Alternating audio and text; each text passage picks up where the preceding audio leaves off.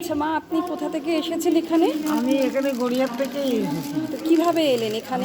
আমি গড়িয়ায় একটা একটা আছে, মানে এরকম মিশন আছে যে 5টার থেকে 8, ভুল প্রথমেই বলেছি, 11টার থেকে 5টা অবধি ওখানে বসতে হয়। যে সবাই বসে, কেউ ঠুঙা বানায়, কেউ টিভি দেখে। আমি কিছুই করতাম না, বসতাম।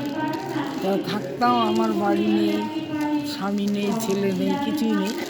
দুটো মেয়ে, 2 জায়গায় বিয়ে, সেটা বড় মেয়ের কাছে বিয়ে থাকতাম। মাঝে মাঝে অশান্তি হতো, তবে ওখানে বসে কাঁদছিল। তখন ওখানকার যে ম্যাডাম ইন্দ্রাণী চক্রবর্তী, আচ্ছা, উনি বলছেন যে মাসিমা, আপনাকে একটা কথা বলি, ওই এই জায়গার কথা, একটা ভীষণ আছে, বা ওখানে বৃদ্ধাশ্রম বলতে পারেন, ভালো।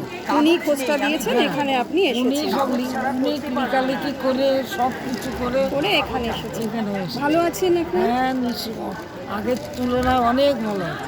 আচ্ছা, আর নিজের মতো ঘুরি ফিরি থাকি, কোনো অসুবিধা। শরীর ঠিক আছে তো? শরীরে এখানে একটু হার্টের দোষ দেখা দিয়েছে, মেয়েরাই নিয়ে গিয়ে চিকিৎসা করিয়েছে, আচ্ছা এখন ভালো আছে। আচ্ছা, ভালো থাকবেন এভাবেই। হ্যাঁ, হুম? ভালো। আচ্ছা।